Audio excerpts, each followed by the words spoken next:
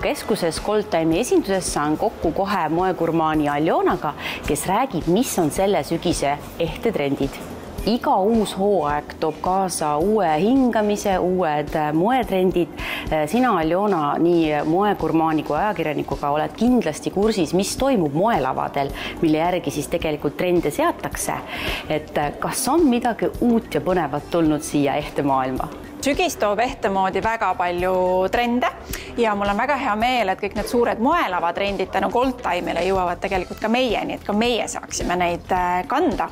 Ja kui nüüd rääkida juba konkreetsetest trendidest, siis minu enda suur lemmik on see, mis ta näeb siit, on sellised suured, efektsed, kuldsed, skulpturaalsed, võib-olla natuke isegi võib öelda täispuhutud ehted ja muidugi meie enda Sigrid Kuusk, Eesti ehtedisainer, et tema ehetele väärilist vastatu muidugi raske leida. Aga häid uudiseid ka neile, kes võib-olla eelistavad sellist minimalistlikku kulda ja otsivad võib-olla ehteid investeeringuks, põlvest põlve pärandamiseks, et siis tegelikult Goldtime'i valikus on ka selliseid kauneid ehted, et on see Alexander Venn valikust, moebränd Gucci, samuti siin saadaval, et see kuldne toon ja selline efektne kuju on tegelikult üks selline, ma ütleks, number 1 märksõna sellel sügisel.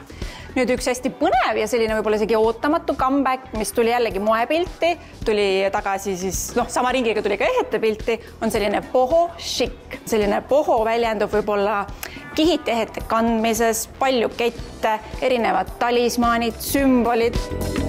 Mul on alati hästi hea meel, kui tegelikult ka värvid jõuavad ehtemaailma ja no ei saa salata, et sellised pruunid, kollased sügistoonid on praegu väga aktuaalsed ja need on ka ehetesse jõudnud.